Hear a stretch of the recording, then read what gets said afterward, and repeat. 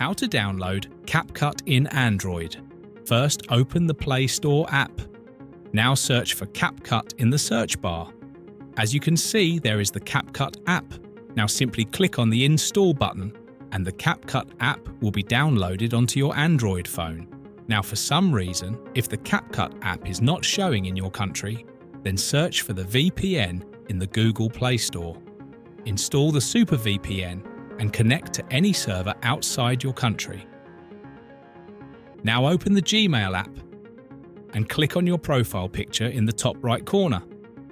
Here, click on Add another account. Just make sure the VPN should be connected in the whole process. Now click on Google.